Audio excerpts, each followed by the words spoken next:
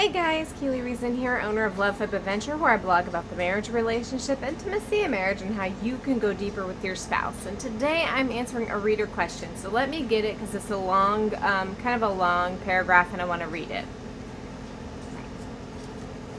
Alright, this reader says, I have convinced myself that the reason we do not have more and better sex is because sex is just meh for her. She has never had an orgasm and does not feel that she ever needs to. And if I can find ways to make it yeah for her, she'll be more willing to pursue me at her own sexuality. I've done lots of research about what she should want, but I now feel like I'm being restrained as she is not in the mood or not in the right headspace. I feel like I cannot even put these ideas into practice. I feel like she's holding herself back. I've tried to respect her decisions and to be okay with it, but over and over I deal with these things and they end up bringing us apart rather than together.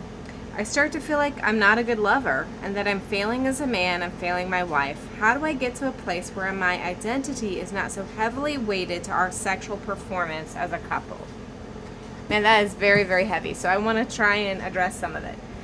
First things first, for your wife versus you. I have spoken about this a lot, but I believe that probably what's happening here is you have a spontaneous sex drive and your wife does not. She has a responsive sex drive.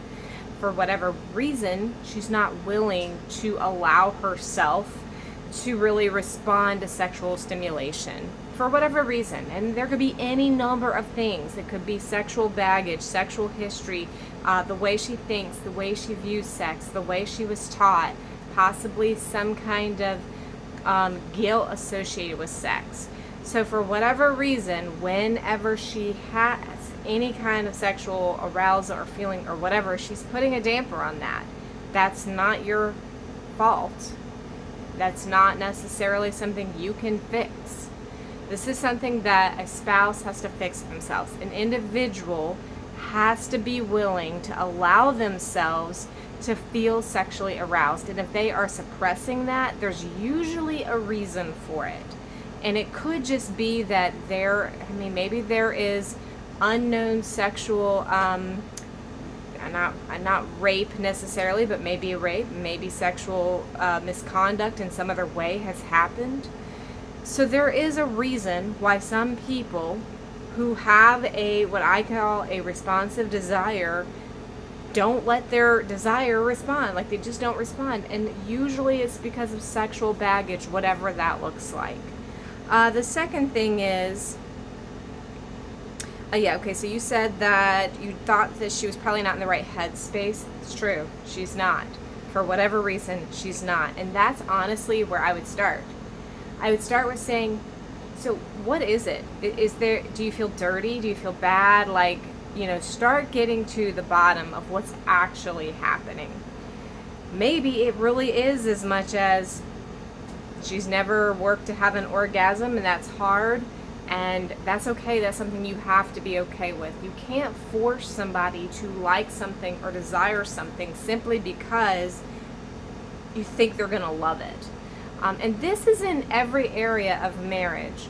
So this is going to start speaking to the identity part of the question, where you say, how do I get to a place where my identity is not so heavily weighted to our sexual performance as a couple? Okay, let me ask you something. Is your identity, hanging on whether or not you guys fight as a couple? Is your identity hanging on whether you guys look really attractive and stay young looking and fit, or be financially stable, or whatever else? Just as much as those other areas of life should not be your identity, sex has to be the same way. So pretty much the way that you would keep other things, any other area of life, from being your core identity is this. First of all, I believe in God. I believe that you have, that God created you and that your identity is in Christ.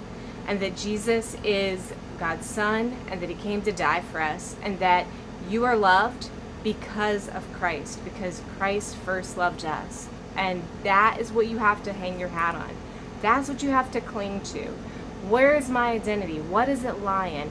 It's not who I am, what I do, what do I accomplish, what I can do for someone else, what I am with someone else. It's God in me, it's Christ. So that is my belief.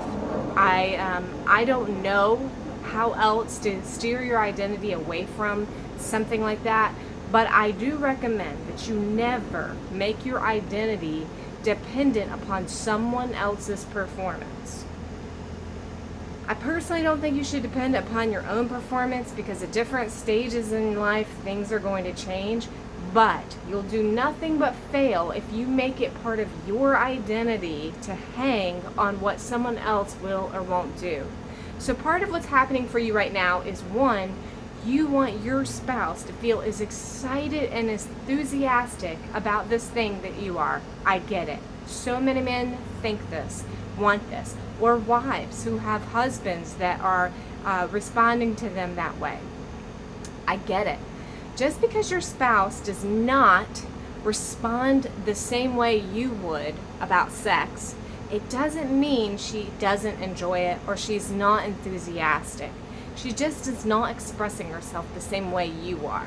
So for the same reason that your wife probably has something that makes her feel completely lit up inside, and you don't share that passion exactly with her, but you can still enjoy it with her, it's kind of the same thing. So, for example, in my marriage, I love dancing. I enjoy it. I want to dance. Austin, on the other hand, could take it or leave it. He's learned to enjoy dancing with me. He wants to dance with me because that makes me happy. He feels happy when he's with me, and that's enough. Do I wish he was as enthusiastic about dancing as I am? Sure, but he's not, and that's okay. I have hung my hat on my husband loves me enough to have found a way to enjoy dancing and to do it with me and to initiate it sometimes and to be willing to be with me when I'm dancing. That's enough for me, and that is my recommendation to you, is to be thankful that your spouse is there with you at any point engaging in sex, even if they aren't responding to you the way you're hoping they would. Even if it's not exactly the way you're responding, it doesn't mean they don't enjoy it. It's not good for them. But if you push it and make it to be this big thing, now your spouse feels like they are inadequate.